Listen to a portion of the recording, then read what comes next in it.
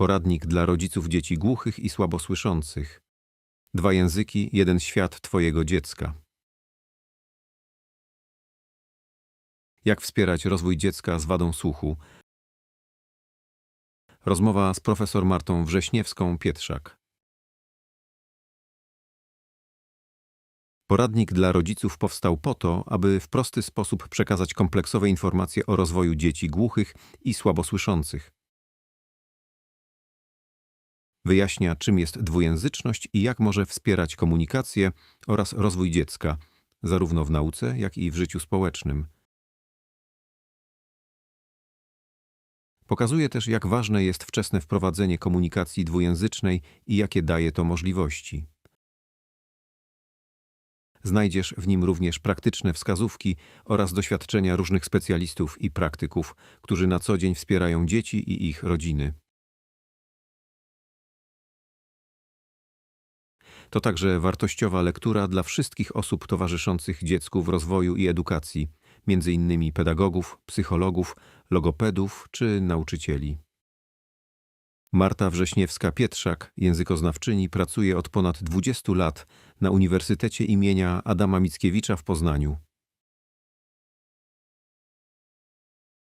Od lat jej zainteresowania badawcze ogniskują się wokół języka i tożsamości głuchych, nauczania głuchych języka polskiego, zatem surdoglotto-dydaktyki, a także języka edukacji szkolnej dostosowanego do potrzeb ucznia polskojęzycznego, cudzoziemskiego i głuchego.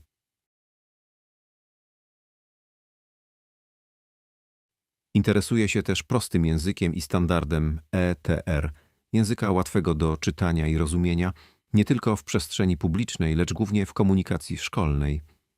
Zainteresowania naukowe przekłada na praktyczne działania, tworząc rozwiązania w ramach innowacji społecznych. Prowadzi glottodydaktyczne koło naukowe Kolektor, współpracuje ze szkołami podstawowymi i ponadpodstawowymi, organizując dla nich warsztaty, wykłady i zajęcia.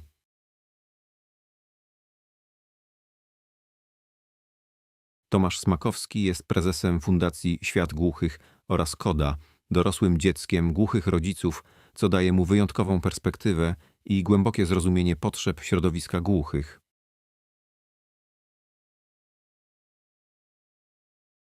Od ponad 20 lat pracuje jako tłumacz polskiego języka migowego i systemu językowo-migowego. Posiada duże doświadczenie w tłumaczeniach na żywo, w tym w telewizyjnych programach informacyjnych.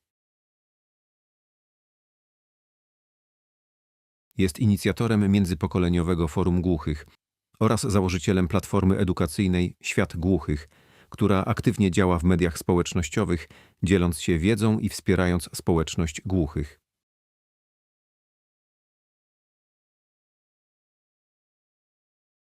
To osoba zaangażowana, która poprzez swoją działalność edukacyjną i społeczną buduje mosty między światem głuchych i słyszących, ułatwiając wzajemne zrozumienie i komunikację.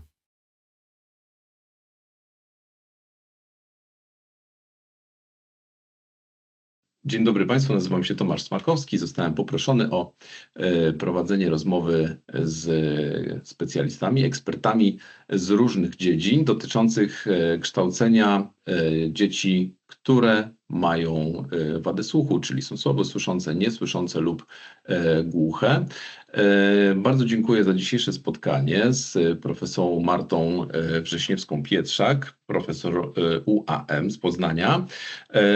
Pani Marta jest autorką testu leksyka PJM i na początek, na rozgrzewkę, poproszę o powiedzenie kilku słów o tym, skąd ten pomysł i dlaczego taki projekt i taka innowacja społeczna.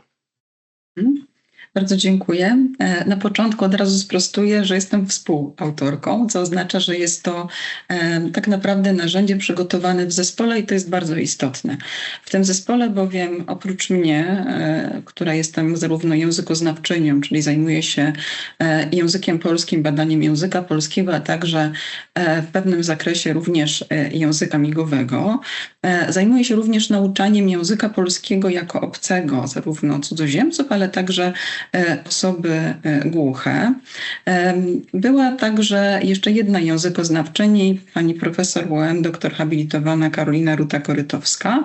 Jednakże trzecią z osób, którą wymienię, powinnam wyróżnić, dlatego że trzecią osobą tworzącą to narzędzie była dr Anna Wiśniewska-Jankowska, która jest psychologiem, surdopedagogiem i która sama wiele lat temu jako jedną z prac naukowych stworzyła test do oceny znajomości leksyki dla osób niesłyszących.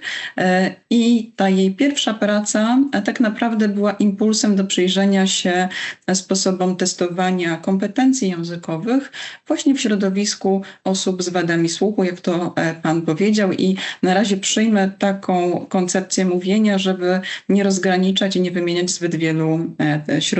zbyt wielu tak naprawdę podgrup, które na to środowisko się składają.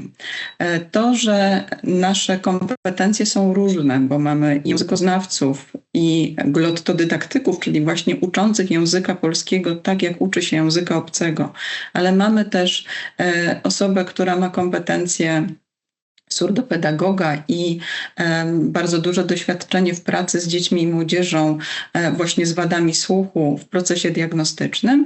Okazało się, że badanie szeroko rozumianego środowiska dzieci, młodzieży, dorosłych z wadami słuchu dawało nam ogląd sytuacji wskazującej na pewnego rodzaju problemy, mówiące przede wszystkim o tym, co się dzieje w edukacji, o tym, jak bardzo edukacja jest zawężona, jeżeli myślimy o ofercie dla uczniów kończących szkołę podstawową. I ten moment był takim momentem, który dał impuls do dalszych rozmów, czyli postawienia do tego, żeby postawić sobie takie pytanie problemowe, które dla badaczy, naukowców jest takim pytaniem, można powiedzieć, wyjściowym, czyli co można zrobić. Wiadomo, że nie uleczymy jednym narzędziem całego świata, więc zadałyśmy sobie pytanie zawężające, co można zrobić na etapie szkoły podstawowej, zanim uczeń będzie wybierać swoją dalszą ścieżkę edukacyjną czy zawodową, jak można sprawdzić, w którym języku komunikuje się lepiej, sprawniej, który język jest dla tego ucznia bądź uczennicy wygodniejszy i jak można sprawić, by edukację skroić na miarę potrzeb komunikacyjnych tego ucznia. I właśnie z tego zakrojonego właśnie tak węziej, ale nadal nie wąsko pytania, pojawiło się myślenie o teście, który nazywa się testem leksyka PJM.pl i który powstał w ramach innowacji społecznej. To myślę też istotne. Nie jest to tak naprawdę narzędzie, które powstało w ramach tylko i wyłącznie grantu naukowego, tworzonego przez naukowców żyjących tak jakby w takiej szklanej wieży z dala od społeczeństwa, ale właśnie w związku ze współpracą z szeroko rozumianym otoczeniem społecznym, także środowiskiem osób głuchych. I narzędzie, które powstało, jest narzędziem tak naprawdę ogólnodostępnym, można powiedzieć, ale dla diagnostów, czyli osób, które pracują z dziećmi i młodzieżą z wadami słuchu i pozwala odpowiedzieć na bardzo proste, ale zarazem bardzo ważne pytanie z tej perspektywy, a mianowicie, który z tych dwóch języków wymienionych w nazwie narzędzia jest lepszy, który na poziomie leksyki, czyli słownictwa, jest lepiej opanowany przez uczennicę bądź ucznia, który ten test rozwiązuje. Myślę, że to tak pokrótce można powiedzieć. Dodam tylko, że sam test ma o tyle przyjemną formę, że gdy myślimy o testach, to myślimy z reguły o kartce papieru, prawda, długopisie ołówku i bardzo dużym wysiłku. A tutaj test jest tak naprawdę aplikacją dostępną w internecie komputerowo, a zatem uczeń siada najczęściej przed monitorem komputera i cały test wyklikuje po prostu, więc nie musi pisać. Ta sprawność pisania, jako używanie właśnie tutaj narzędzia pisarskiego, nie jest elementem, który jest w tym momencie brany pod uwagę. Tutaj zrobię kropkę, bo nie wiem, na ile się rozwijać. Świetnie, bardzo dziękuję za ten wstęp. Wiemy już, o czym rozmawiamy. Ja też z tego powodu zgodziłem się na rozmowę i z panią, i z kolejnymi specjalistami, dlatego że ja z kolei zajmuję się tłumaczeniem na język migowy i pomaganiem środowisku od dziecka tak naprawdę. Byłem wychowany przez niesłyszących rodziców.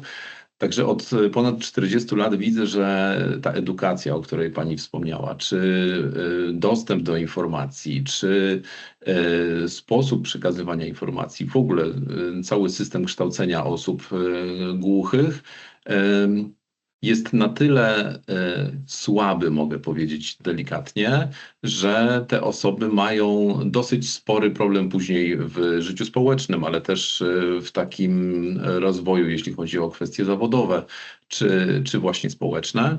Dlatego też wydaje mi się, że to narzędzie jest świetne, ale o tym narzędziu i o jego zastosowaniu pewnie będzie pani mówiła w innych gremiach. Natomiast chciałbym wrócić do tematu języka i wpływu języka od samego początku, bo nasza rozmowa ma być skierowana dla rodziców, którym rodzi się dziecko, które w obecnych czasach w Polsce od razu praktycznie po urodzeniu zostaje poddane badaniu przesiewowego, z którego wynika, że ono ma lub nie ma jakiś ubytek słuchu. I teraz te ubytki słuchu są na różnym poziomie. Oczywiście to mogą być różne stopnie niesłyszenia. Może nie będziemy wchodzić już w takie medyczne aspekty, natomiast chciałbym zapytać, co wtedy, co tacy rodzice, którzy dowiadują się, że dzieci mogą być niesłyszące, mogą być słabo słyszące, jak z pani punktu widzenia, czyli osoby, która zajmuje się językiem, rozwojem mowy, rozwojem rozumienia i w ogóle tożsamością taką kulturową w takim dużym znaczeniu. Jak pani widzi te sprawy? Jak takich rodziców pokierować na początku? No, na to pytanie odpowiem za pomocą 2 słów bardzo lubianych przez naukowców. To zależy, bo tak naprawdę mamy tutaj sytuację, w której trzeba uwzględnić kilka bardzo ważnych elementów. Zacznę od takiej sytuacji, która można powiedzieć jest najlepsza z perspektywy dziecka, czyli o sytuacji takiej, w której dziecko z wadami słuchu, dziecko głuche, w dużym stopniu niesłyszące, rodzi się w rodzinie, w której rodzice są również głusi i komunikują się językiem migowym. Wtedy tak naprawdę można powiedzieć, że z takiej perspektywy nabywania języka, uczenia się komunikacji, mamy sytuację o tyle bezpieczną, że wiemy, że dziecko wzrasta w otoczeniu, które komunikuje się językiem dostępnym, mówimy tak naukowo, akwizycyjnie dla dziecka, czyli językiem o modalności wizualno-przestrzennej, czyli językiem, który jest odbierany za pomocą wzroku. I ta sytuacja sprawia, że oczywiście mamy możliwość budowania całego języka i komunikacji dziecka, która opiera się na języku migowym, który jest językiem rodziny, językiem mamy, językiem taty, czyli sytuacja jest, można powiedzieć, dokładnie taka, jakbyśmy mogli sobie ją wyobrazić w rodzinie cudzoziemców, którzy przybywają do Polski i rodzi im się dziecko i do tego dziecka mówią w swoim ojczystym pierwszym języku. I ta sytuacja, można powiedzieć, z perspektywy językoznawców, z perspektywy osób zajmujących się akwizycją języka, nie budzi naszych obaw, dlatego że to dziecko nabywa od początku w sposób prawidłowy jakiś język. Oczywiście nie jest to język polski, nie jest to język foniczny, tak mówimy, czyli język, w którym mowa jest elementem dominującym, ale język, który spokojnie, w sposób naturalny nabywa, czyli rozwija swoje kompetencje komunikacyjne, a skoro komunikuje się z otoczeniem i otoczenie z dzieckiem, no to uczy się początkowo tego bliskiego świata, ale później również uczy się tego wszystkiego, czego uczą się wszystkie dzieci rozwijające się w sposób prawidłowy, nazwijmy to normatywny, czyli poznaje świat, poznaje później edukację i tak dalej, i tak dalej. Tak naprawdę pierwsze trudności, które na tej ścieżce zaczniemy spotykać, to są trudności, które wynikają z tego, że język edukacji w Polsce nie jest językiem migowym. I celowo wybieram takie ścieżki, bo pokażę tutaj w tej mojej odpowiedzi właśnie tę sytuację, która pewien sposób na początku wydaje nam się bezpieczna, świetna, dobra dla tego dziecka, ale która zaczyna być coraz bardziej krętą drogą, gdy zaczynamy mówić o procesie edukacji. I na to składa się bardzo wiele czynników. To nie jest tak, że mamy tylko bardzo złe szkoły, ale mamy po prostu taką sytuację społeczną, w której mamy jakby niewystarczającą liczbę nauczycieli na tyle dobrze znających język migowy, że ta komunikacja, która mogłaby z języka migowego podprowadzać dziecko do języka polskiego, który jest językiem edukacji właśnie w naszym kraju, no to jest jakby niewystarczająco zaopiekowana, tak? Za mała liczba nauczycieli, za mało tak naprawdę przygotowanych materiałów, które pozwalałyby tę drogę w sposób bezpieczny przejść, sprawia, że napotykamy na tym dalszym etapie problemy. Ale one naprawdę nadal są całkiem niezłą, wygodną drogą, bo mówią nam, że to dziecko komunikuje się w jednym z języków w sposób taki, w jaki w języku pierwszym komunikuje się normalnie rozwijające się dziecko. Natomiast przeskoczę do jakby A jeśli sytuacji... mogę tutaj przerwać, Pani Marto, Tak? bo może to będzie taki wątek, który byśmy szybko omówili. To znaczy, jest Pani profesorem, który zajmuje się na co dzień językiem, kształceniem nauczycieli i pewnie też jest Pani ten temat bliski. Chciałem zapytać, czy Pani orientuje się, w jaki sposób surdopedagodzy, czy pedagodzy, którzy zajmują się kształceniem dziecka głuchego w języku migowym, powinni mieć kompetencje językowe? To znaczy osoba, która zupełnie nie zna języka migowego, a chciałaby uczyć dzieci głuche, czy powinna przejść cały proces kształcenia w języku migowym, to znaczy całą tę drabinkę szkoleń od A1 po C, żeby mieć biegłą komunikację z takim dzieckiem, czy wygląda to inaczej? Mhm. To znaczy, tutaj też trzeba wziąć pod uwagę kilka okoliczności. Gdybyśmy myśleli, że każdy surdopedagog czy każdy nauczyciel, który będzie pracować z dzieckiem głuchym, ma z tym dzieckiem komunikować się w języku migowym, jako tym języku, który będzie językiem pozwalającym na przekaz treści edukacyjnych, czyli na nauczanie, no to tak naprawdę mamy tutaj dwie sytuacje, na które trzeba zwrócić uwagę. Po pierwsze, ta kompetencja, o której Pan mówi, czyli wszystkie poziomy biegłości, no to żeby mówić językiem coraz bardziej specjalistycznym, no to my musimy też komunikacyjnie być do tego przygotowani w tym języku, w którym chcemy się komunikować, tak? Dajmy na to, każdy z nas uczy się na etapie edukacji z reguły 2 języków obcych. Najczęściej jest to angielski, jakiś drugi język obcy i badania pokazują, że gdy nasze dzieci słyszące kończą podstawówki na etapie właśnie szkoły podstawowej w klasie 8, znają język angielski na poziomie A2. A2 to jest nadal poziom, który nie pozwala na samodzielne tak naprawdę funkcjonowanie w języku, bo ten element samodzielności pojawia się od tak zwanego poziomu B1, B2, a język niemiecki jest na poziomie jeszcze niższym, więc nasze dzieci kończące szkoły podstawowe nie są w stanie wyjechać w świat i odbywać edukacji w języku angielskim, chociaż, zwracam uwagę, 8 lat w szkole podstawowej uczą się języka angielskiego. Stawiam ten kontekst, żebyśmy mieli pewnego rodzaju świadomość, że kiedy myślimy o osobie, która chce uczyć głuche dzieci za pomocą języka migowego i teraz wybiera studia surdopedagogiczne, które trwają na poziomie licencjackim 3 lata, na poziomie magisterskim 2 lata, no to nawet jeśli przez te 5 lat uczyłaby się języka migowego, to musimy zwrócić uwagę również na takie indywidualne predyspozycje związane z nabywaniem tego języka. Na pytanie, czy każdy z nas jest w stanie nauczyć się świetnie migać na etapie osoby dorosłej, odpowiedź jest taka, że to zależy, jakie mamy kompetencje i predyspozycje, bo doskonale wiemy, że są osoby, które chłoną język migowy bardzo szybko, bardzo łatwo. Natomiast są takie, dla których ta bariera i to, że uczą się tego języka w sposób świadomy i już zdecydowanie później sprawia, że ten język zawsze będzie przez osoby, nazwę to też takim terminem natywny, czyli takie, dla których język migowy jest językiem ojczystym, tak jak pan też zapewne języka migowego uczył się od rodziców, to gdy pan widzi osobę słyszącą, która jako dorosła zaczynała uczyć się języka migowego, no to przecież nie raz, nie dwa pan widzi, że to jest taki język, który, mówiąc delikatnie, odstaje. To już widać, że to nie był język uczony od dziecka, tak? Czyli to jest tak, jak my Tak jest. na ucho słyszymy, prawda, że ktoś uczył się języka angielskiego, ale mówi z dziwnym akcentem, tak? Najczęściej Dokładnie. widzimy to, gdy osoba z innego kraju,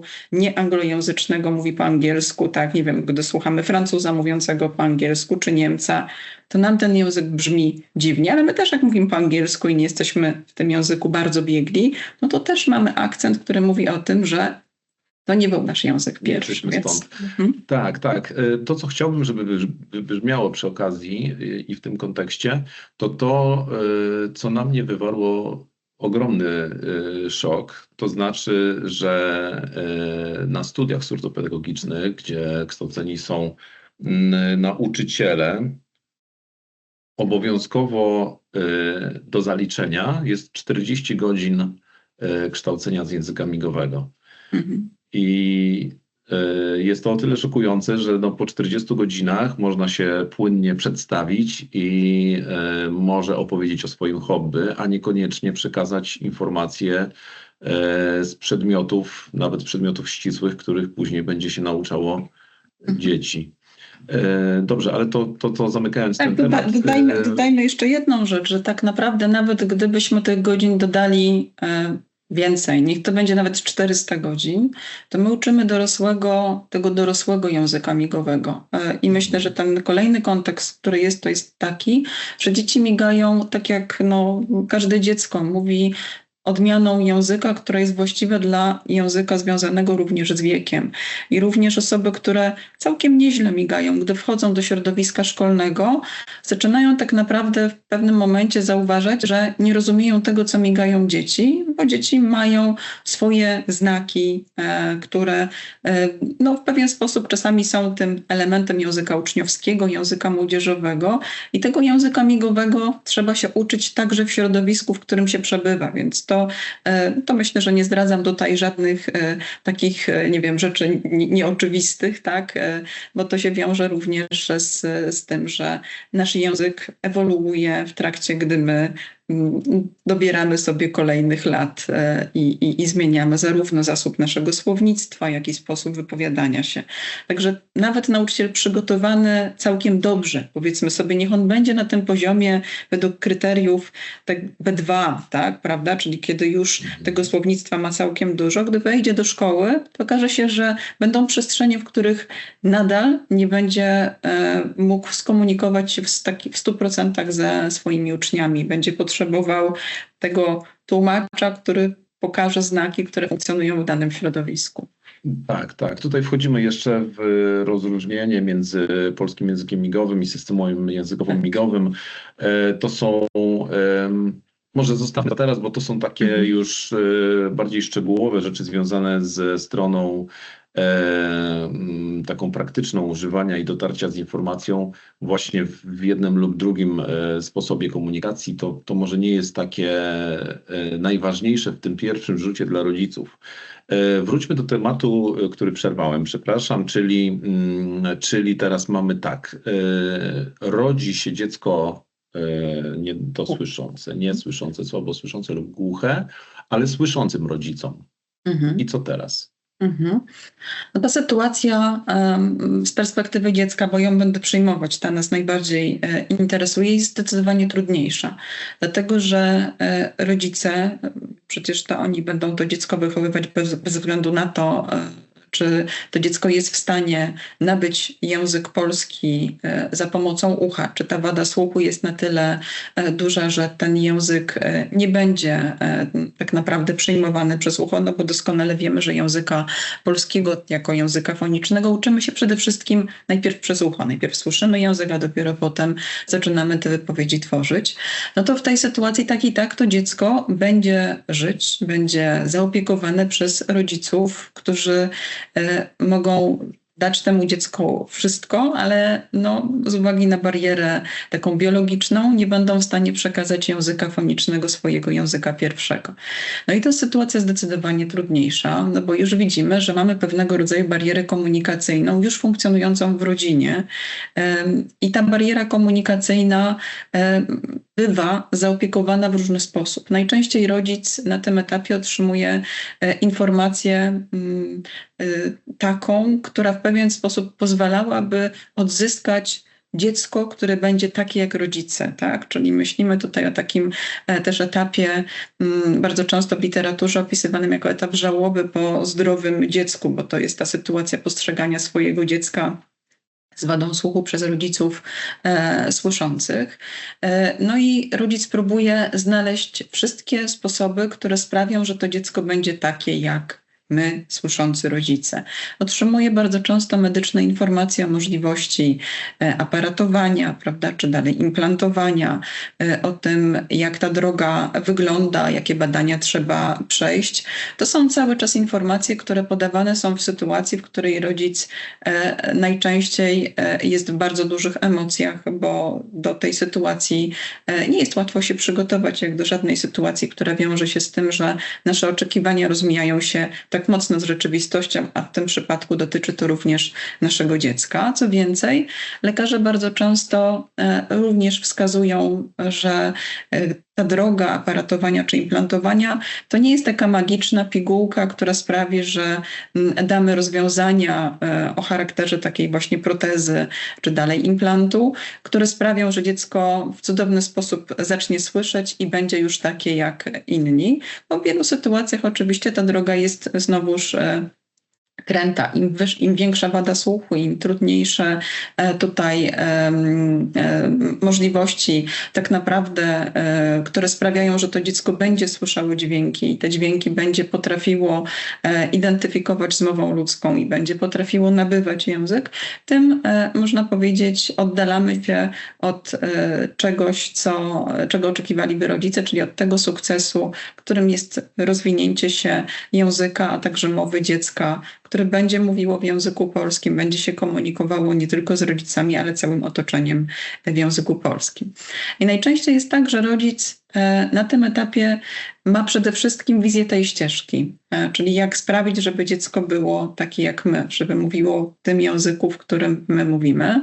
Natomiast druga ścieżka zaczyna się pojawiać wtedy, gdy język nie rozwija się, gdy opóźnienie mowy, języka, komunikacji jest na tyle duże, że widzimy, że ta bariera zaczyna przeszkadzać nie tylko rodzicom, ale też na nią zaczynają zwracać uwagę również lekarze, osoby, które w procesie diagnozy dziecka na etapie przedszkolnym, późno przedszkolnym, zerówki, kwalifikacji do szkoły podstawowej zaczynają mówić o tym, że no coś trzeba zrobić, tak? No bo język nie jest na tym poziomie, na którym spodziewalibyśmy się, że będzie. Oczywiście mówimy cały czas o języku polskim.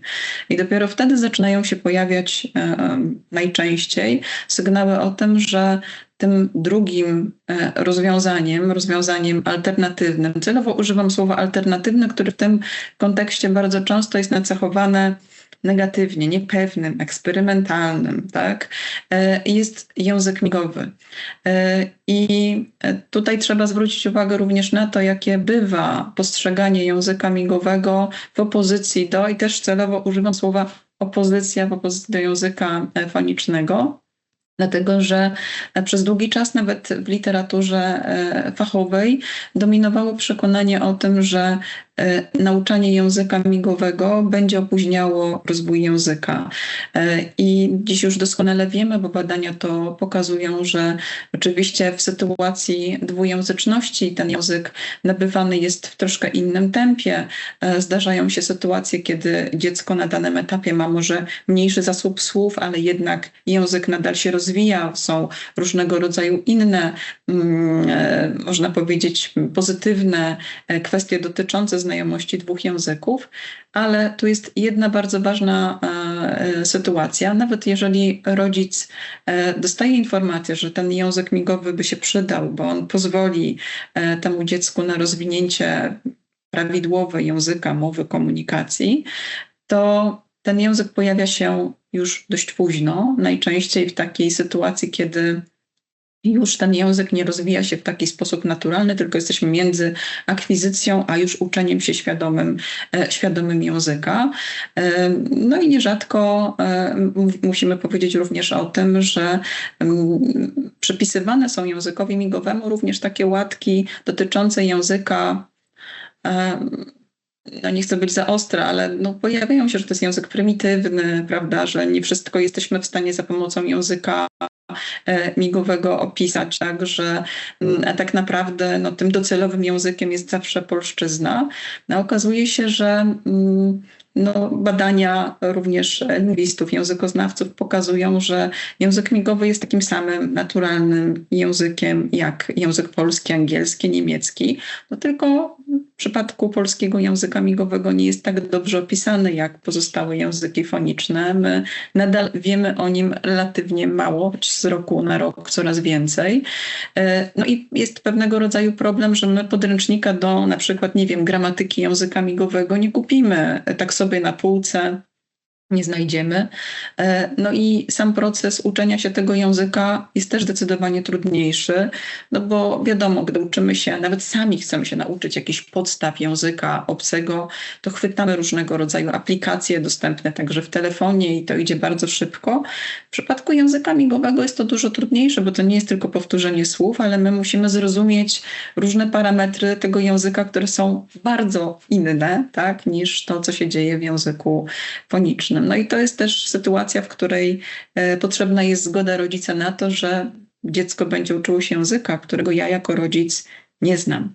I to też jest kwestia decyzji, czy ja jako rodzic wejdę również na tę ścieżkę języka migowego, na tę ścieżkę języka akwizycyjnie dostępnego dla mojego dziecka, czy nie, bo nie jest to takie oczywiste, prawda? Najczęściej, gdy nawet planujemy drogę edukacyjną, to jest to droga dla dziecka, natomiast nie jest to droga, która uwzględnia również tą perspektywę rodzica i to bym chciała zaznaczyć, no bo mamy też w literaturze takiej dawniejszej przecież opisywane życiorysy osób z różnego rodzaju wadami słuchu, które opowiadają o tym, jak zostały odwiezione przez rodzica do internatu, w którym były jakieś dzieci, które migały i którzy wspominają ten dzień jako największą traumę swojego życia, bo nie rozumiały, co się dzieje, dlaczego rodzic zostawia je w danym ośrodku. To oczywiście najczęściej nie jest już sytuacja współczesnych czasów, tak? Bo nie tak to wygląda. Natomiast no, żeby dziecku wytłumaczyć, tak? Dlaczego teraz inny język, tak? Dlaczego to wygląda tak, dotychczas wyglądało w ten sposób, no to tak naprawdę potrzeba czasu i tego, żeby jakaś kompetencja w tym języku migowym była. Więc mamy tak naprawdę dziecko bez... Nawet w literaturze takiej fachowej spotykamy się z takim określeniem, że dziecko trafiające do szkoły dla dzieci i młodzieży niesłyszącej, które pochodzi z rodziny słyszącej, to z reguły jest dziecko, któremu nie powiodło się na tej ścieżce takiej edukacyjno-wychowawczej w języku polskim. Trafia do placówki, w której oni wszyscy nauczyciele, chociaż ta sytuacja się zmienia na korzyść, znają język migowy. Dziecko tego języka migowego nie zna albo zna w bardzo ograniczonym zakresie. No i na tym etapie też zaczynają się pojawiać różnego rodzaju trudności, bo z jednej strony uczy się języka, z drugiej strony ma realizować program nazywany bardzo często podstawą programową, która jest przedstawiana już albo w języku polskim niedostępnym dla tego dziecka, albo nawet jeśli tam będzie się pojawiać tłumacz, no to też tłumaczy na język nadal za trudny dla tego dziecka, więc w literaturze spotyka się często z takim pojęciem półjęzyczności lub nawet bezjęzyczności dziecka. I my nie mówimy o dziecku, nie wiem, 2-letnim z jakimś opóźnieniem mowy, tylko mówimy o 7-10-letnim dziecku, które przecież ma już swoje zdanie, prawda? Jak wiemy, jak znamy swoje pociechy na tym etapie, to potrafią się już buntować, całkiem sprytnie dyskutować, a tutaj mamy dziecko, które nie ma narzędzia żadnego do tego, żeby wyrażać siebie. Mhm. Super. Pani Marto, dziękuję bardzo. No bardzo merytorycznie Pani mówi i to jest ogromna wiedza, bardzo potrzebna. Ja pozwolę sobie chwileczkę opowiedzieć o statystykach, bo kierujemy naszą rozmowę do rodzica jednej osoby, która spotyka się z tym, że rodzi się dziecko słabosłyszące, głuche i to jest ich świat. Natomiast tak, żeby ten obraz troszeczkę poszerzyć i pokazać ogólnoświatową sytuację, to zaczynając od Polski, to w tym momencie mówi się, że mamy około 100 000 osób posługujących się językiem migowym. To są osoby w różnym wieku oczywiście, nie mówimy o dzieciach, tylko o osobach dorosłych, o osobach starszych. Ale co ciekawe, mamy według statystyki badania spisu powszechnego i też statystyk na przykład PFRON-u, około 1 miliona osób, które mają orzeczenie ze względu na jakiś ubytek słuchu, jak to jest powiedziane, ale mamy też około 3 milionów osób, które po prostu deklarują jakąś wadę słuchu, niedosłuch lub pogarszający się słuch, a które jeszcze nie mają żadnego orzeczenia, więc to robi już całkiem niezłe wrażenie. Ale co ciekawe, ostatnio przeczytałem w WHO jest prowadzone takie badanie, które mówi o tym, że w 2050 roku na całym świecie będzie 750 milionów takich osób, które będą miały z jakiegoś powodu ubytek słuchu, czy niedosłuch, czy po prostu nie będą słyszały.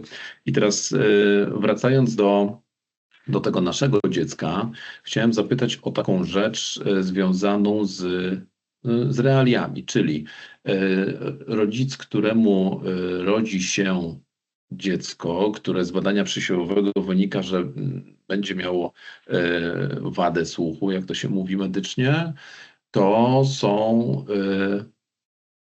osoby, które bardzo często nie wiedzą, co mogą zrobić. No i właśnie z tego powodu się spotkaliśmy, bo tak, dla rodziców na pewno pierwszym autorytetem, z którym się spotkają, to są lekarze.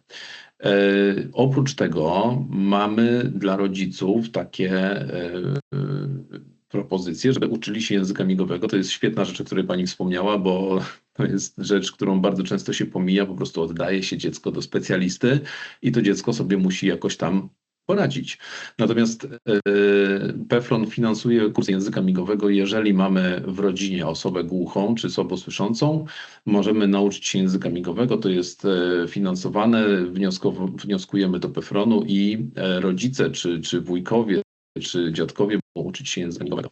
Natomiast chciałbym wrócić do tematu samego dziecka. Jakie ono może mieć perspektywy w edukacji? To znaczy, jeżeli ma taką diagnozę, bo też jeszcze jedną rzecz chciałem powiedzieć, bo to też jest ważne, że możemy pomyśleć jako rodzice, że mamy czas, że w sumie zdecydujemy później, jak będziemy mieli więcej informacji, tylko tak jak też Pani wspomniała, tych informacji nie ma za bardzo. W związku z tym my tutaj chcemy jakąś część informacji przekazać, chcemy też być do dyspozycji i też, żeby to wybrzmiało. Chciałem zapytać osoby, jak dużo taki rodzic ma czasu, jak ta mowa się kształtuje, bo rozumiem, że Pani zajmuje się też takim aspektem, żeby brzydko mówiąc nie wpłynąć dramatycznie na tożsamość takiego człowieka. Bo możemy oczywiście zmusić osobę głuchą do mówienia, czytania i pisania, ale po prostu wpłynąć na jej życie dramatycznie. I odwrotnie, możemy wpłynąć na osobę słyszącą i kazać jej migać, ale to też nie będzie z korzyścią dla jego rozwoju i tożsamości. Mhm. Porusza Pan tak naprawdę dwa wątki. One się łączą ze sobą, dlatego że gdy mówimy o pojęciu tożsamości, to bardzo często naszą tożsamość przede wszystkim łączymy z językiem. Czyli gdy mówimy jestem Polką, Polakiem, no to dlatego też między innymi, że mówię po polsku. W przypadku nabywania języka, no to gdy wchodzimy na różnego rodzaju nawet fora internetowe, jakieś grupy społecznościowe, na których wypowiadają się logopedzi czy neurologopedzi, to spotkają się Państwo z taką bardzo ważną informacją, ważnym przekazem, który coraz silniej wybrzmiewa, wskazującym na to, że już 2-latek mówi Więc proszę Państwa, to celowo jakby nie daję tutaj takich książkowych informacji, ale to, co próbują neurologopedzi, logopedzi przekazywać i jaki budować przekaz społeczny, że ta mowa rozwija się już bardzo szybko. Więc skoro my wiemy, że rodzi się dziecko, które nie słyszy, dziecko, które jak będziemy obserwować jego rozwój, nie jest w stanie nabyć za pomocą ucha języka fonicznego, no to im dłużej czekamy, tym gorzej. No, na pytanie, jak długo można czekać, nie ma jednej odpowiedzi, tak? No bo w zasadzie, gdybym miała powiedzieć, co zrobić, no to gdybyśmy żyli w idealnym świecie, no to nie czekać, po prostu działać od razu, tak? Szukać takich rozwiązań, w których już od samego początku rodzic dostaje informację, że może okazać się akurat w przypadku tak dużej wady słuchu, że mowa dziecka nie będzie się rozwijać, bo uchem języka nie nabędzie, no to od razu ten rodzic zaczyna uczyć się języka migowego i na przykład są takie rozwiązania, oczywiście nie funkcjonujące jako rozwiązania dostępne, prawda, pod ręką dla rodzica, czyli kontakt z osobami głuchymi, komunikującymi się w języku migowym, które będą miały kontakt z dzieckiem, tak, żeby to dziecko jak najszybciej ten język migowy nabywało, bo takich rozwiązań instytucjonalnych, systemowych, żeby użyć takich słów mocniejszych, nie mamy. Więc tak naprawdę w dużej mierze to na barkach rodzica spoczywa jak najszybsza decyzja o tym, czy czekamy i sprawdzamy, czy proponowane metody medyczne zadziałają, czy nawet jeśli jest duży procent szansy na to, że spotka się to z pewnego rodzaju niepowodzeniem, że ten język nie będzie się rozwijał, bo słuch będzie na tyle słaby, że ta mowa nie będzie się rozwijać, to żeby ten rodzic, to takie jest moje, można powiedzieć, zalecenie, nie tylko naukowe, ale także moje jako rodzica, szukać tego języka migowego jak najszybciej, tak? Bo to jest ta gwarancja szybkiego kontaktu z dzieckiem, to raz, na czym przecież nam bardzo zależy, a dwa, tego, że to dziecko będzie się po prostu rozwijać jak najbardziej prawidłowo. Wspominał Pan tutaj o tych rozwiązaniach jak najszybszego uczenia się języka migowego, ale też wspominał Pan o tej perspektywie dotyczącej tożsamości. Przyznam, że to jest taki temat, który budzi bardzo dużo kontrowersji, dlatego że tożsamość osób głuchych to jest, można powiedzieć, zagadnienie rzeka, gdzie do tej rzeki nie wejść, tam tak naprawdę odpowiedzi może być bardzo wiele. Najczęściej jednak spróbuję wyróżnić, można powiedzieć, takie trzy postawy. Tak? Pierwsza postawa to będzie taka, kiedy dziecko z wadą słuchu na jakimś etapie zacznie komunikować się na tyle sprawnie językiem polskim, językiem fonicznym, że stanie się, jak to mówią fachowcy, funkcjonalnie słyszące, tak? Czyli to będzie dziecko, które, można powiedzieć, dostosuje się komunikacyjnie do otoczenia, ale dostosuje się nie dlatego, że to jest nie wiadomo jaki sukces systemu, tylko dlatego, że jego biologiczne warunki pozwolą na to, żeby mowa się rozwinęła. Dlatego również, że wysiłek rodziców będzie na tyle duży, że będą różnego rodzaju metodami, strategiami pokazywali, jak ten język foniczny budować. To jest nierzadko praca rodzica, najczęściej mamy, bo to jest, tak pokazują dane, która zostaje z tym dzieckiem w domu i która, żeby ten język rozwinął się jak najlepiej, jak najszybciej, ona po prostu poświęca się tej edukacji językowej każdego dnia, w każdej godzinie funkcjonowania tego dziecka. Tak? Więc tutaj pewnie historii można przytaczać bardzo dużo. I to jest sytuacja, w której mamy dziecko, które mówi w języku polskim, identyfikuje się, bo teraz przechodzę do tej drugiej odnogi tożsamości, identyfikuje się z osobami słyszącymi. Ale nie zawsze ta identyfikacja jest taka zero-jedynkowa, bo to dziecko się z jednej strony identyfikuje, ale z drugiej strony, z uwagi najczęściej na noszone aparaty, które może są coraz mniejsze, ale nadal widoczne. Również z uwagi na to, że czasami ta mowa osoby z wadą słuchu jest mową wskazującą na to, że brzmi jakoś inaczej. Brzmi trochę tak, jakbyśmy rozmawiali czasami z cudzoziemcem, prawda, który nauczył się języka polskiego, więc ta osoba zawsze jakoś mówiąc takim słowem może ostrym, odstaje trochę od sposób komunikujących się językiem polskim, to zaczyna być postrzegana jako inna, jako odmienna, nie zawsze pasująca. I to jest taka sytuacja, gdzie w takim życiu bardziej dojrzałym, myślę tutaj o życiu młodzieńca czy dziewczyny, zaczynają szukać identyfikacji innej niż identyfikacja ze środowiskiem słyszącym, do którego nie zawsze czują, że przynależą w pełni. I gdy znają tylko język polski, to ta identyfikacja ze środowiskiem osób głuchych jest niemożliwa, bo nie ma języka, który pozwoliłby na skomunikowanie się ze społecznością, którą bardzo często chcieliby poznać.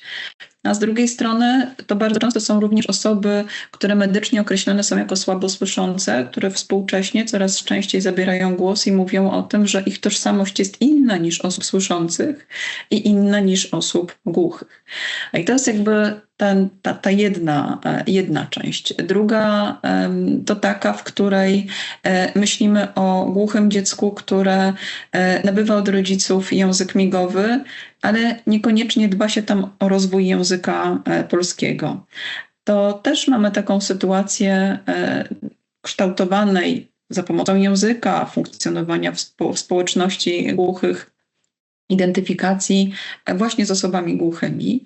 Natomiast na pewnych etapach, o których tutaj już w tej rozmowie wspominamy, czyli na tych etapach edukacyjnych, zawodowych, okazuje się, że jakby żyjemy w tym samym świecie słyszący i głusi i to nie jest tak, że możemy stworzyć świat, w którym nie zauważymy tej bariery, bo to pęknięcie, gdy opieramy się tylko na języku migowym, zawsze się pojawi. Ono się pojawi choćby w takich sytuacjach, o których też Pan na początku rozmowy wspomniał, a związanych z dostępnością, prawda? Pan jest też tłumaczem języka migowego, ale gdy zapytam o dostępność do tłumaczeń, to właśnie pojawiają nam się te pęknięcia, które już nie są tylko szczelinkami, ale nierzadko wyrwami komunikacyjnymi, które pokazują, że nawet jeśli będzie pozytywnie wykształcona tożsamość głuchej osoby, to nie jesteśmy w stanie do końca samodzielnie, bo to jest chyba najważniejsze słowo, samodzielnie komunikacyjnie funkcjonować w społeczności, która jest w Polsce większością, czyli myślimy tutaj o osobach słyszących. I trzecia grupa, taka powiedziałabym chyba w moim przekonaniu, nie chcę powiedzieć, że tak idealistycznie zakładana, ale taka, która pozwala na wybór, a to chyba jest ważne słowo, to jest ta grupa osób, które znają język migowy, znają język polski i które bardzo często migrują ze swoją tożsamością między środowiskiem głuchych a środowiskiem słyszących i na pewnych etapach swojego życia z różnych względów wybierają bądź to jedną, bądź drugą tożsamość, ale mają wybór. Nie są de facto skazani, nie zdecydował ktoś za nich. To one mogą kształtować też tę swoją tożsamość w sposób świadomy. I wydaje mi się, że w tym przypadku, gdy myślimy o tak rozumianej dwujęzyczności, to ona bez względu na to, z którą z grup osób z wadami słuchu, czy to głuchymi właśnie kulturowo, czyli tymi, którzy znają język migowy i to jest ich język pierwszy, czy to z osobami słabo słyszącymi, czy to z osobami niesłyszącymi,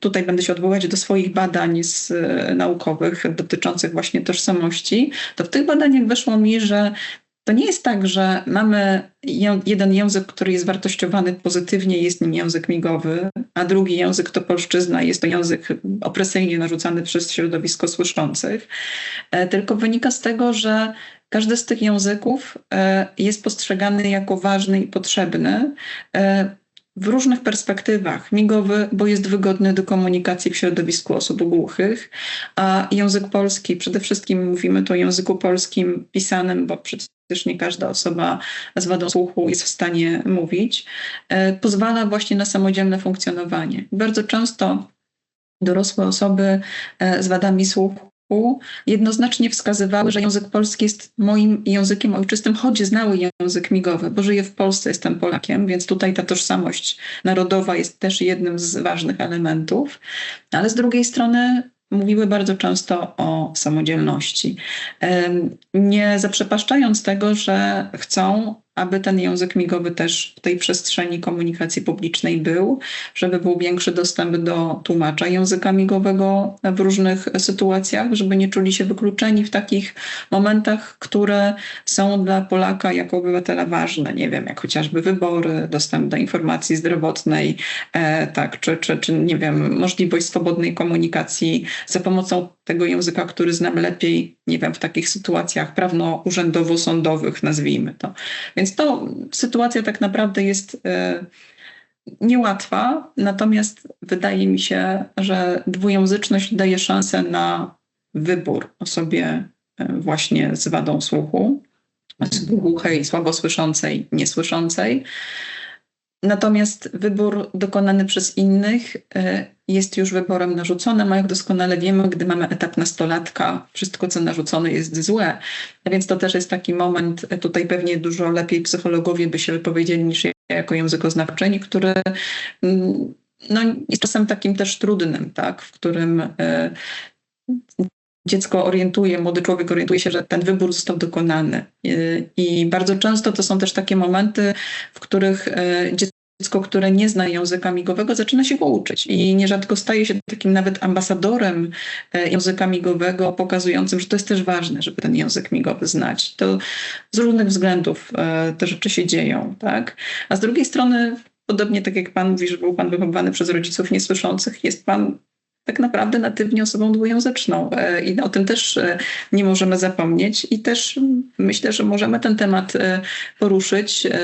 Osoby KODA, bo tutaj o takich osobach mówimy dwujęzyczne, też nie kształtują. Jeżeli mogę, pani Marto, to Tak. tylko przerwałbym na chwilę, bo Tak. wydaje mi się, że w tej wypowiedzi, w tej części wypowiedzi wybrzmiały te 3 hasła, które ja chciałbym jeszcze podbić i które po prostu hasłowo powtórzyć.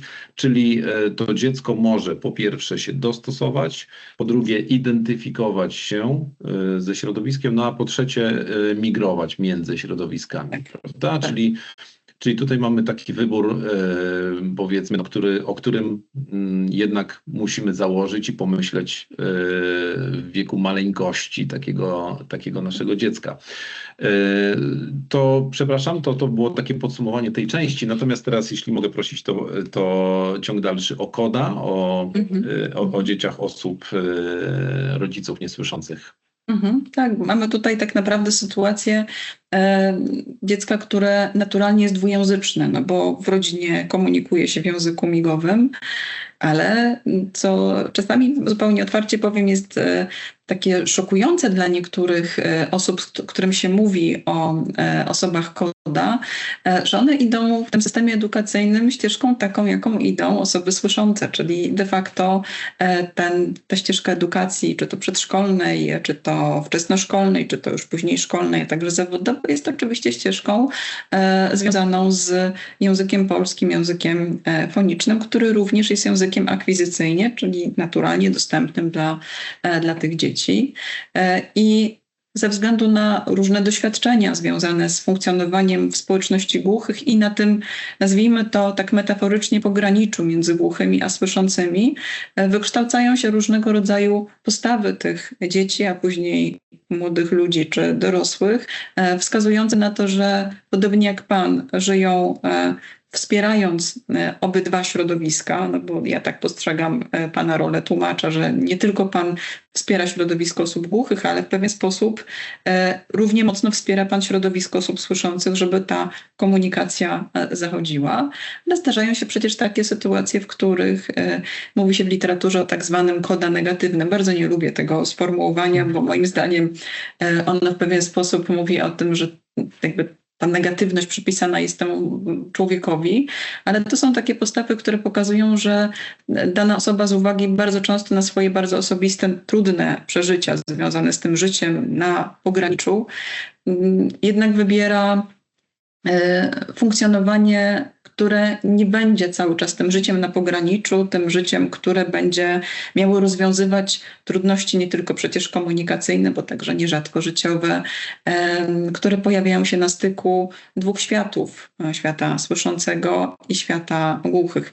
Ja wiem, że to pewne uproszczenie dwóch światów, ale skoro jest bariera komunikacyjna, to myślę, że ta metafora chyba najmocniej oddaje to, że jeśli mamy dwa światy, to my po prostu musimy szukać możliwości skomunikowania i połączenia. I to wcale nie jest łatwe, żeby się skomunikować i porozumieć. Tak, bardzo dziękuję. Świetnie, świetnie. Ja jestem, oprócz tego, że tłumaczem, jestem też prezesem Fundacji Świat Głuchych. To wzięło się oczywiście z moich doświadczeń, to też nie ukrywam o tym, natomiast bardzo rzadko kiedy mam możliwość powiedzieć na głos, bo raczej jestem widziany gdzieś na dole w okienku i niespecjalnie jest sposobność, żeby powiedzieć coś na głos. Natomiast tak, no, ja mam takie doświadczenie, jeśli można osobiście powiedzieć o czymś z tego środowiska moich rodziców, którzy byli wychowywani dokładnie w dwóch różnych sposobach patrzenia na niesłyszenie. To znaczy moja mama straciła słuch w młodym wieku, ale rodzice mojej mamy robili wszystko, żeby ona była zupełnie czytająca, piśmienna i rozumiejąca wszystko. Do tego stopnia, że tak jak opowiadała, przelewała łzy, ale dziadek nie dopuszczał możliwości, że ona nie będzie umiała i rozumiała czytać po polsku. Natomiast mój tata, jak się urodził, był osobą głuchą i on, no tak jak też pani wspomniała, to jest jakaś tam tendencja, troszeczkę wypieranie rodzica, został od razu skierowany do społeczności głuchych, do internatu i był no, mistrzem wszystkiego tak naprawdę, bo w tym internacie miał świat głuchych, był w tym świecie bardzo dobry, umiał język migowy świetnie, natomiast praktycznie do końca nie nauczył się posługiwać pismem, czy tam komunikacją na piśmie. W związku z tym był w jakimś sensie zależny od mamy. I mówię o tym dlatego, że to ma oczywiście wpływ później na rozwój rodzin, na to, jak dzieci się wychowuje w takich rodzinach. Czyli tutaj troszeczkę takie ziarenko do rodziców niesłyszących, którzy mają słyszące dzieci. To długi temat, może nie na dzisiejszą naszą rozmowę. Natomiast faktycznie po latach skierowałem swoją uwagę na Fundację Świat Głuchych, znaczy założyłem Fundację Świat Głuchych po to, żeby pokazać ten świat i to, o czym pani powiedziała, że to są dwa światy, no tak też nazwałem tę fundację, dlatego że to jest świat głuchych, o którym bardzo często nie wiemy zbyt wiele. To jest świat, który może nie przekonywać w najmilszym kontekście, natomiast może przerażać, może to być coś, czego oczywiście nie znamy, a może być przerażające. I ja chciałbym to w jakimś sensie odczarować, to znaczy właśnie pokazać życie świata osób, które nie słyszą, które migają, które przez to, że migają, mogą być niezrozumiane, ale zachęcam do tego, żeby na naszej stronie Świat Głuchych zerknąć na kilka materiałów, które są dostępne, które są z tłumaczem języka migowego dla osób migających, ale też z napisami dla osób, które nie migają, a chciałyby się czegoś dowiedzieć. Zrobiliśmy serię materiałów dotyczących osoby, tego, jacy są zdolni głusi i tam no, parę lat temu powstała taka seria Głusi z pasją. Okazało się, że jest tak wielu doskonałych fachowców, tak wielu doskonałych twórców, ekspertów w swoich dziedzinach, o których nie wiemy. Co więcej, współpracuje z nami, niedługo będę miał przyjemność pewnie to ogłosić wszędzie wobec, natomiast współpracują z nami osoby, które są na przykład mistrzami olimpijskimi, o których powszechnie nie wiemy nic, które zdobywają dla Polski medale jako reprezentanci, którzy są wybitnymi postaciami, którzy są też naukowcami, którzy są w dziedzinie kultury i popkultury naprawdę świetnymi postaciami, o których nie wiemy nic po prostu. W związku z tym myślę, że ta nasza rozmowa, ale też no właśnie moje działanie, chciałbym, żeby pokazywało, że jest jeszcze taki świat, zupełnie nie alternatywny, tylko taki, który żyje, który ma się całkiem dobrze. Zupełnie nie pijąc do pani wcześniejszej wypowiedzi, że to jest alternatywny sposób, natomiast to jest świat, o którym same osoby głuche mówią, że to jest ich kultura, czyli coś, co oni mają, nabyte lub nienabyte, które zdobyli przez lata i doświadczenia, a które pozwala im żyć w tym środowisku i czuć się bardzo dobrze. Czyli rozmawiamy tak naprawdę rozmawiamy o tym, i to jest rzecz, która mnie po pierwsze bardzo interesuje, ale też po drugie jest największą bolączką środowiska, czyli ten styk, gdzie mamy środowisko, które całkiem nieźle się ma, natomiast jest jednak w środowisku osób słyszących. No i teraz o tym wszystkim rozmawiamy przez przeszłą godzinę, czyli ta komunikacja, czyli to nauczanie, czyli ta edukacja, czyli te sposoby, te trzy tutaj, o których jeszcze raz może wspomnę, czyli że osoba się dostosuje lub identyfikuje się lub migruje z jednego środowiska do drugiego. To jest bardzo ważne, ale chciałem jeszcze zapytać, jak pani widzi taki idealny kierunek takiej metody dwujęzycznej, bo tego dotyczy spotkanie, ale też tego dotyczy może perspektywa rodzica, który powinien podjąć decyzję, czyli co taki rodzic może. Czyli mówiliśmy o tym, że może to być kierunek rehabilitacyjny, powiedzmy, słuchu, czyli to konkretnie medyczna, fizyczna czynność, czyli to mogą być aparaty słuchowe, to mogą być implanty, ale mogą to być rzeczy takie zupełnie niezwiązane z fizyczną stroną, czyli takie właśnie tożsamościowe, językowe. I teraz jak według pani badań, doświadczenia wyglądałaby taka idealna ścieżka? Jak takie dziecko wychowywać, w jaki sposób je edukować, w jaki sposób dbać o to, żeby było świetnym dorosłym człowiekiem? No, nie ma jednej ścieżki, ale to chyba, myślę, nie jest zaskakująca odpowiedź, no bo gdyby była jedna ścieżka, to wszyscy byśmy taką ścieżką po pierwsze szli, po drugie byśmy ją przygotowali, gdybyśmy oczywiście budowali jeszcze większą świadomość na temat tego, jak to powinno wyglądać.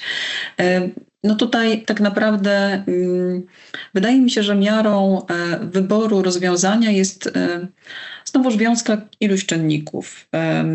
Ja pozwolę sobie zwrócić uwagę na to, że będę w pewien sposób mówiła o tym, co zrobić, ale w pewien sposób będę mówiła tak, jakbyśmy mieli te możliwości dostępne, a to tak nie jest, bo chyba myślę, że największą trudnością jest to, że po prostu my nie zawsze mamy dostęp do rozwiązań, które byłyby najlepsze dla dziecka, najbardziej też bezpieczne w sytuacji, gdy na przykład ta proteza czy implant nie dadzą tego wymarzonego sposobu i nie umożliwią nabywania języka drogą naturalną.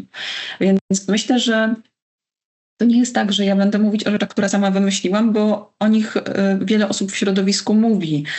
Nawet już pewnie kilkanaście lat temu powstała taka publikacja przygotowana przy Polskim Związku Głuchych przez panią doktor Magdalenę Dunaj dotycząca kształcenia dwujęzycznego dzieci głuchych, która zakładała to, że dziecko, które nie słyszy, które nie rozwija w sposób naturalny języka lub dla którego ten język nie będzie się rozwijać tak dobrze jak u dziecka słyszącego, czy dziecka, które jest funkcjonalnie słyszące i jednak ten język może z niewielkimi opóźnieniami, ale jednak rozwija się mniej więcej prawidłowo i nie zaburza procesu komunikacji, to wskazywała na te rozwiązania już od takiego etapu przedszkolnego, czyli bardzo wczesnego, gdzie pojawia się już edukacja dwujęzyczna, gdzie pojawia się język migowy, który w takiej sytuacji dla dziecka, które nie jest w stanie nabyć języka polskiego, tak naprawdę funkcjonuje edukacyjnie w środowisku języka migowego. To jest taki edukacyjnie, wychowawczo na tym etapie placówek kształcenia język, no nazwijmy to pierwszy bądź funkcjonujący jako pierwszy właśnie w tej przestrzeni. I tak naprawdę język migowy w tych koncepcjach jest bardzo często pomostem, który pozwala dojść do języka polskiego.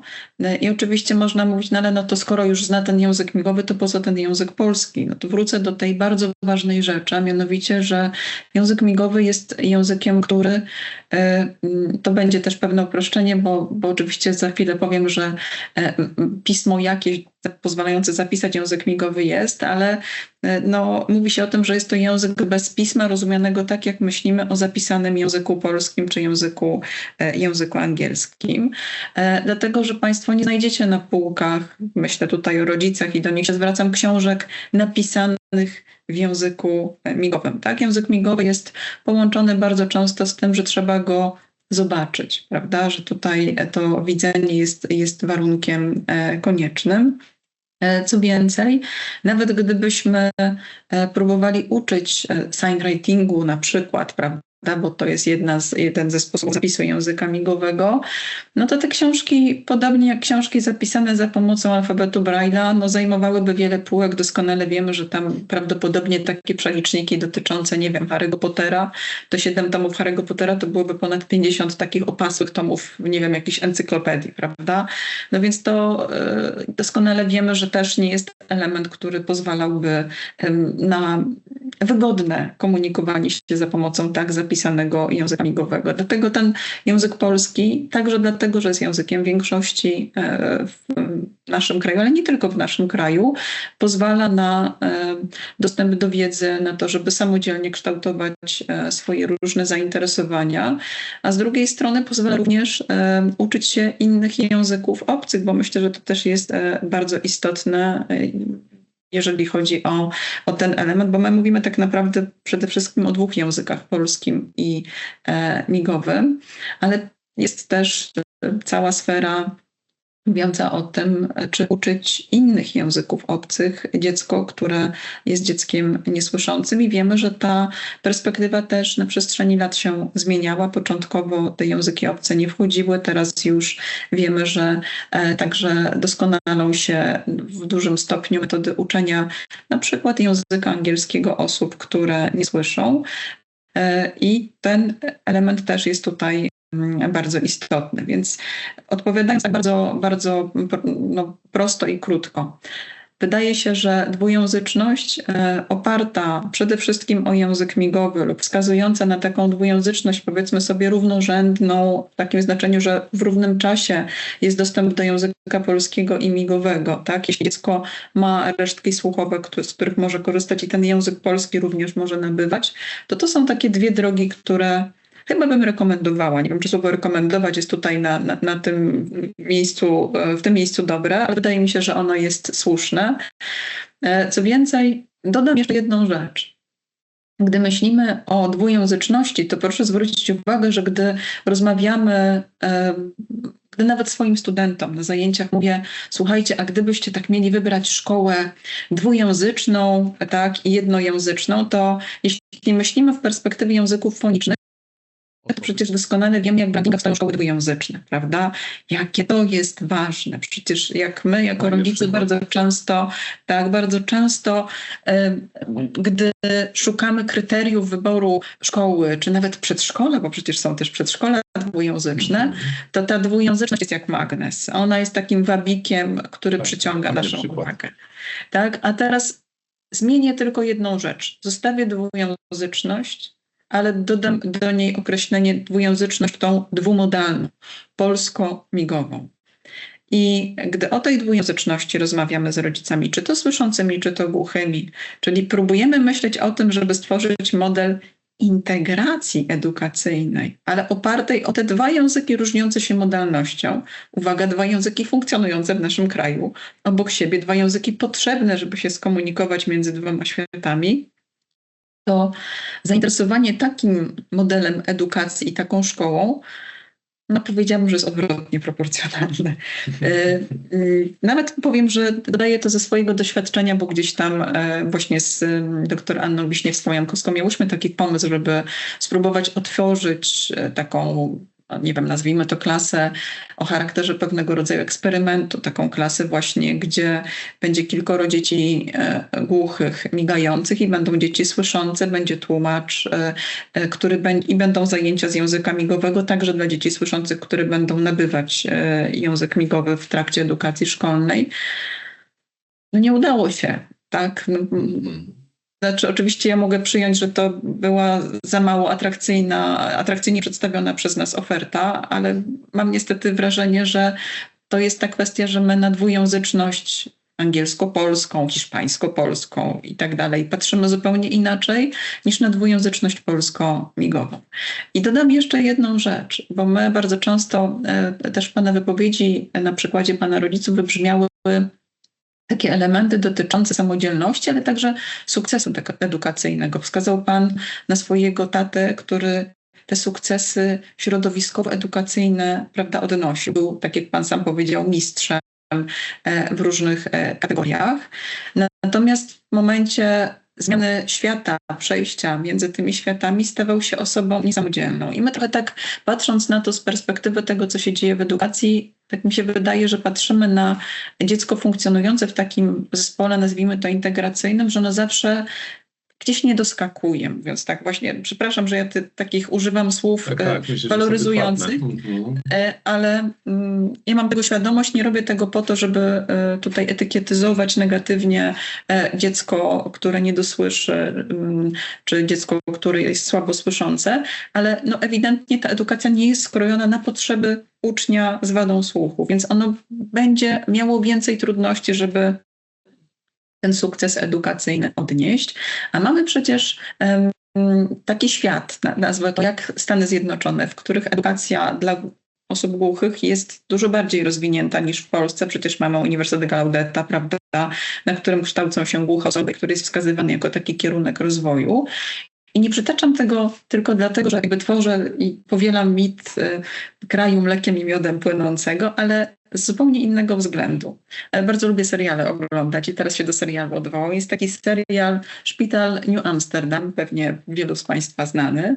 I bodajże w 5. sezonie, czyli to pokazuje, jak dużo tych seriali oglądam, mimo tego, że to środowisko już jest tak dobrze przygotowane, że tam szkoły funkcjonują w dużo lepszym stopniu dostosowane do osób głuchych, pojawia się głucha chirurżka, tak? Czyli kobieta, która funkcjonuje w szpitalu otoczonym przez w zasadzie specjalistów tylko słyszących. Pojawia się z tłumaczem, który jest, można powiedzieć, praktycznie jej cieniem, bo pojawia się z nią na każdym spotkaniu. I to jest taki wątek, który sprawił, że ja sama zaczęłam myśleć, przecież to jest serial, to jest popkultura. Przecież oni już tyle o tych głuchych wiedzą, jest taka wysoka świadomość, a w serialu, nie wiem, sprzed kilku lat, prawda, bo on tak mniej więcej został wypuszczony, pojawia się bohaterka, pozytywna oczywiście, która ma pokazać, że głusi mogą być też chirurgami, że dla nich to spektrum zawodów nie jest ograniczone, tylko trzeba stworzyć im określone warunki. Oczywiście jak to w amerykańskim serialu, nie dość, że jest świetny tłumacz, nie dość, że on odnosi te sukcesy, to jeszcze dyrektor szpitala uczy się języka migowego z sukcesem i robi to bardzo szybko. Ale jest też druga sytuacja, która mnie zszokowała, bo w jednym z odcinków tego serialu pojawia się jako bohater drugoplanowy chłopiec i jego rodzice. Chłopiec, jak się okazuje, niesłyszący, który przychodzi w tym serialu do psychologa z uwagi na to, że ma różnego rodzaju takie problemy związane z emocjami i ci rodzice nie potrafią sobie z nim poradzić, ale nie potrafią się dlatego, że nie mogą się z nim skomunikować, dlatego że dziecko nie mówi w języku angielskim, tak, nie komunikuje się fonicznie, ale też nie dostało języka migowego. I to mnie uderzyło, że mamy tak naprawdę społeczność, która ma w dużym stopniu, nazwijmy to tak potocznie, załatwiony problem edukacji głuchych od początku do tego topu, czyli myślimy o edukacji akademickiej. I do serialu wrzuca wątek edukacyjny, pokazujący, on się oczywiście, nie chcę zaspoilerować tym z Państwa, którzy jeszcze nie widzieli, a może by chcieli, ale który ma pokazać, jaka jest droga, tak? Co zrobić, żeby temu dziecku dać język pozwalający na komunikację. Więc to mnie uderzyło, że z jednej strony ta chirurżka, z drugiej strony w kolejnym odcinku pojawia się sytuacja, powiedzielibyśmy taka, którą ja powiedziałam, że ona się już raczej nie zdarza, bo mamy dziecko, które jest bezjęzyczne, i co do którego dopiero lekarz po jakimś czasie uświadamia tym rodzicom, że problem jest dlatego, że to dziecko po prostu nie ma narzędzia do komunikacji ze światem. Uderzająca rzecz, ale myślę, że taka, która pokazuje, że cały czas my z jednej strony pracujemy nad rozwiązaniami, a z drugiej strony wydaje się, że tych rozwiązań mogłoby być więcej, mogłyby szybciej się pojawiać, gdyby nasza społeczna świadomość na temat potrzeb związanych z edukacją osób głuchych była zdecydowanie wyższa. I to nie jest tak, że my coraz mniej musimy, bo coraz więcej wiemy, bo głusi również sami o sobie troszkę jako tacy self-adwokaci, tak, mówiący w swoim imieniu, tacy samorzecznicy, mówią o swoich potrzebach, tak, domagają się tego, żeby choćby tłumacz na ekranie był większy, prawda, pamiętamy te różnego rodzaju sytuacje ważne, tak, nie wiem, zwracamy uwagę na to, że język migowy na przykład, nie wiem, daje taki efekt wow, gdy na jednym z festiwali jakichś piosenek, chyba tam, nie wiem, to były piosenki żołnierskie, Małgosia Limanówka tłumaczyła artystycznie i skradła show, prawda, więc tu mamy takie sytuacje, no, które nagle wybijają ten język migowy i pokazują go, ale jako pewnego rodzaju egzotykę, i tu się nie obawiam tego słowa, to nadal nie jest coś, co funkcjonuje jako taka dwujęzyczność, jako że ważne jest, żeby nauczyć się języka angielskiego, bo to ci pomoże w świecie. Tak słysząca osoba rzadko kiedy przyzna, że język migowy może być ważny, bo pomoże mi w świecie, w edukacji, w komunikacji. To jest taka dodatkowa supermoc, oczywiście ważna, ale nie będzie, no, nie wiem, może jestem złym prorokiem, ale wydaje mi się, że na razie nie jest, może będzie, postrzegana podobnie na równi z innymi językami fonicznymi, które mówiąc tak potocznie otwierają światy. Mimo że migowy przecież też otwiera światy. No, Dziękuję tak. bardzo.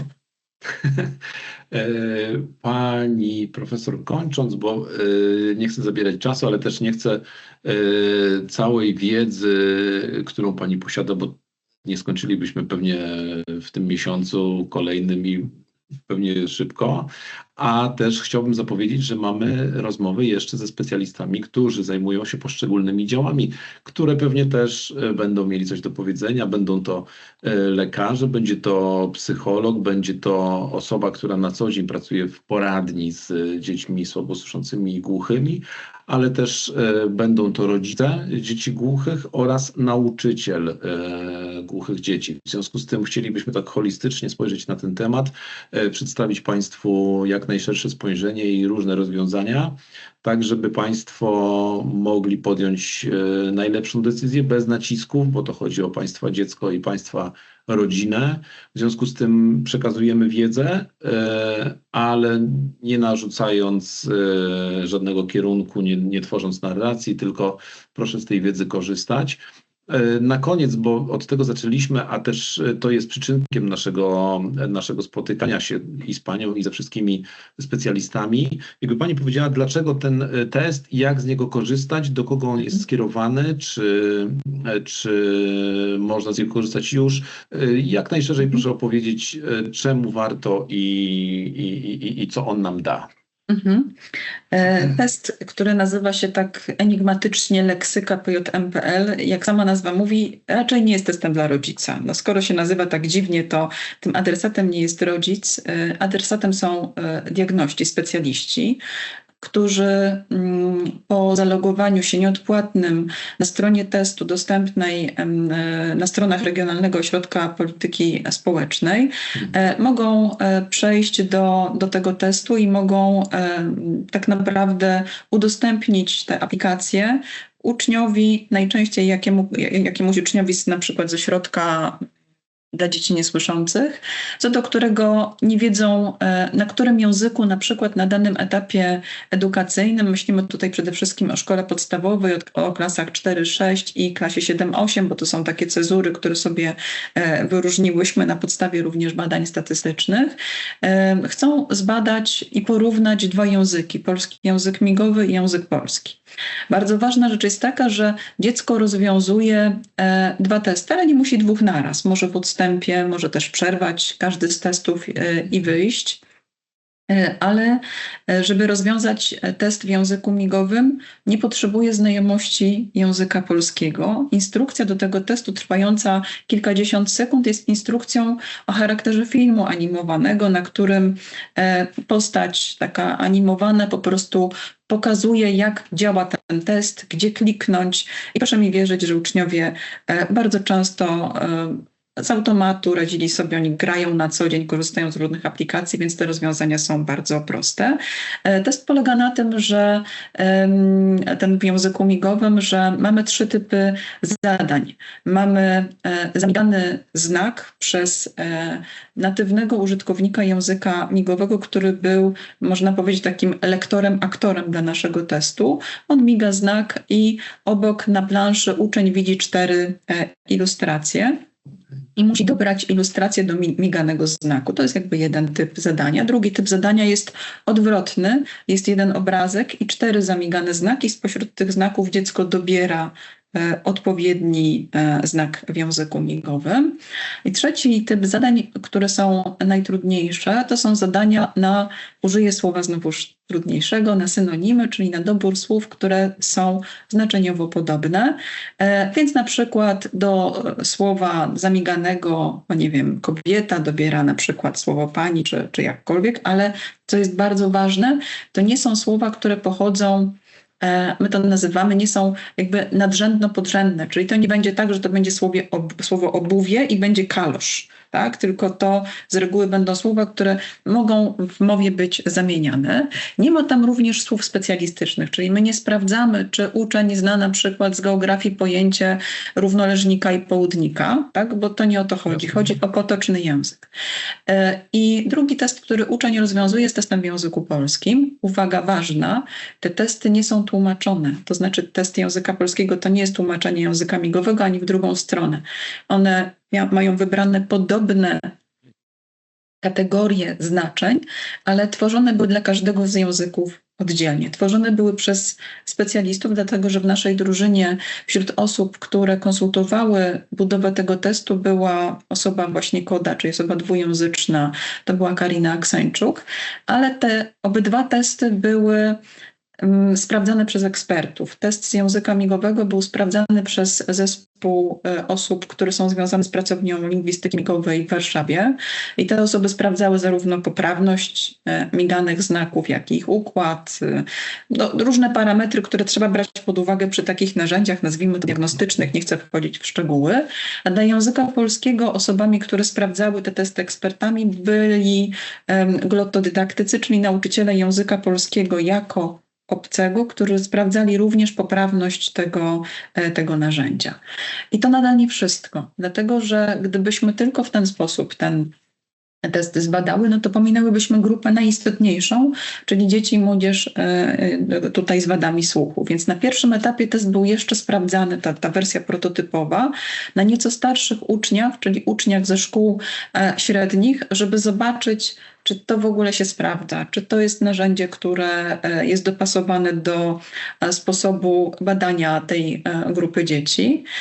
No i gdy już została stworzona taka wersja, można powiedzieć, ostateczna, to ona następnie była, użyję znowu trudnego słowa, normalizowana, to znaczy testowana na 2 grupach dzieci głuchych w wieku od 4 do 8 klasy szkoły podstawowej, które kształcą się w ośrodkach dla dzieci niesłyszących i nie mają dodatkowych w orzeczeniach informacji o niepełnosprawnościach sprzężonych, które się zdarzają.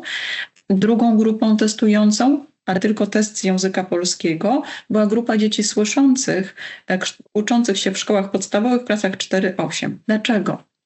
Jak Państwo pewnie doskonale wiedzą, każde dziecko otrzymuje przy urodzeniu coś, co się nazywa książeczką zdrowia i gdy rośnie, przybiera na wadze, to tam jest taka siateczka centylowa, na której lekarz albo my sami zaznaczamy, gdzie jest nasze dziecko, w którym centylu i czy rozwija się prawidłowo, czy nie. I dla nas te grupy, na których badaliśmy ten test, są pewnego rodzaju takim punktem odniesienia. Czyli z jednej strony diagnosta, który sadza ucznia i ten uczeń rozwiązuje test, to ma jakiś wynik, ile tam zadań zostało rozwiązanych dobrze, a ile źle, ale ma też drugą informację, widzi, jak ten wynik wygląda na tle grupy uczniów z podobnej grupy wiekowej i to zarówno słyszących, jak i niesłyszących. Dzięki czemu my podzieliłyśmy to, żeby to było łatwiej. Wiemy, czy ten uczeń na przykład w języku polskim ma wynik typowy dla środowiska uczniów z wadami słuchu, czy jest niższy niż ten wynik typowy, czy może wyższy niż ten wynik typowy i podobnie jest dla grupy uczniów słyszących, gdy widzimy na przykład, możemy mieć taką sytuację, że dajmy na to dany uczeń, nazwijmy go sobie, nie wiem, Antosiem, prawda, rozwiązuje test i Antoś otrzymuje taki wynik w teście z języka polskiego, który na tle swoich rówieśników niesłyszących jest, można powiedzieć, typowy. Ale gdy ja wynik Antosia rzucę na wyniki uczniów słyszących, okazuje się, że on jest niższy niż typowy i jest na przykład przy granicy dolnej normy. To dla mnie, jako dla diagnosty, jest bardzo ważna informacja. To znaczy, że dziecko i jego poziom opanowania języka w dużym stopniu, mogę powiedzieć, jest niewystarczający, żeby dawać mu komunikację w języku polskim. A skoro badam również język migowy, to ja mogę sprawdzić, czy wynik tego Antosia w języku migowym jest typowy dla dzieci niesłyszących, czyli mam jakieś tam podejrzenie, że to będzie bezpieczne oprzeć edukację na tym etapie o język migowy i go doprowadzać do języka polskiego. Czy może jest wyższy niż typowy, to jest w ogóle super sytuacja, czy może, to jest najbardziej trudna sytuacja, jest niższy niż typowy wynik ucznia niesłyszącego i wtedy jesteśmy na takim etapie, gdzie mamy dziecko z niewystarczająco wykształconym językiem zarówno polskim, jak i migowym. No i wtedy te starania są zwielokrotnione. Dodam jeszcze jedno zdanie, wiem, że dużo mówię, ale to jest ważna informacja z perspektywy takiej, o której mówiliśmy, czyli przygotowania nauczycieli do zawodu i tego, czy znają język migowy, czy nie. Narzędzie zostało tak przygotowane, że nie wymaga od diagnosty znajomości języka migowego, to znaczy wyświetlany wynik nie wymaga od osoby, która prowadzi badanie tego, żeby znała język migowy, żeby go zinterpretować.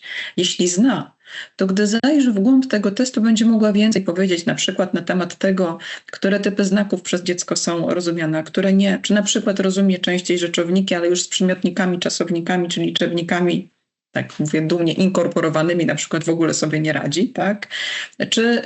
Czyli tutaj może sobie ten test mocniej, głębiej zinterpretować.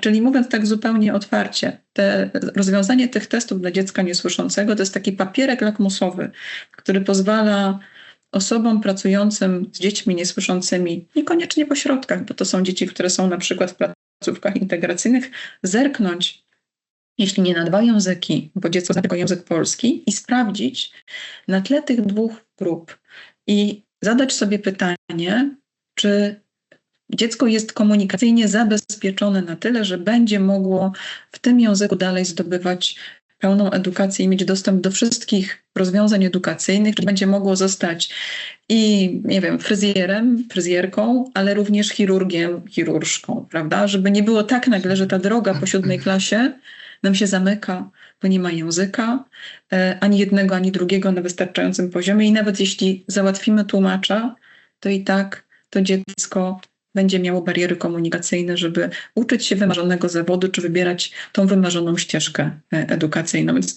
to był ten pomysł i tak działa to narzędzie. Tak, i to był pomysł taki, który mnie przekonał do udziału, bo bardzo mnie ujęło to, w jaki sposób zostało to przygotowane, ale też widzę w tym bardzo duży potencjał na to, żeby środowisku dać możliwość właśnie, o której Pani powiedziała, rozwoju, wiedzy, edukacji dopasowanej do swoich możliwości i za to bardzo dziękuję, za ten wkład pracy, ale też chciałbym podziękować za dzisiejszą rozmowę otwierającą serię spotkań, więc bardzo dziękuję za ogrom wiedzy. Bardzo dziękuję za to, że chciała go Pani w taki fajny sposób przedstawić. Bardzo miło się Pani słucha. Rodziców zapraszam do oglądania tego materiału, również kolejnych materiałów, ale też zapraszam do kontaktu, ponieważ specjalistów jest niewielu. A skoro już zechcieli udzielić nam głosu, to myślę, że mogę też zaprosić do kontaktu rodziców, którzy chcieliby zasięgnąć więcej informacji. Bardzo Pani dziękuję. Dziękuję również. Do usłyszenia, do zobaczenia. Dziękuję. Do widzenia. Wystąpili prowadzący Tomasz Smakowski, ekspert profesor Marta Wrześniewska-Pietrzak, scenariusz i realizacja Tomasz Smakowski, tłumaczenie na polski język migowy Nikola Śliwa, montaż Grzegorz Przychocki, Warszawa Poznań 2026. Poradnik dla rodziców dzieci głuchych i słabosłyszących powstał w procesie akceleracji innowacji pod nazwą Test Leksyka PJM.pl. wypracowanej w Inkubatorze Innowacji Społecznych Generator Dostępności.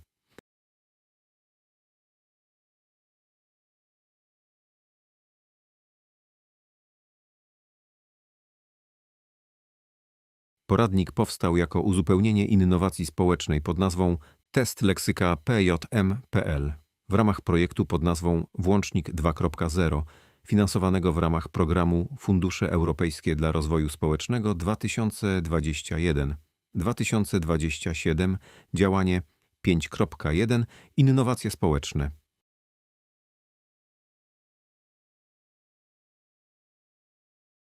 Tomasz Smakowski, prezes Fundacji Świat Głuchych, autor poradnika dla rodziców dzieci głuchych i słabosłyszących, 2 języki, 1 świat Twojego dziecka. Inkubator. Inkubator Innowacji Społecznych. Włącznik 2.0. Lider projektu. Stowarzyszenie na Rzecz Spółdzielni Socjalnych. Partnerzy projektu. Regionalny Ośrodek Polityki Społecznej w Poznaniu. Województwo Wielkopolskie.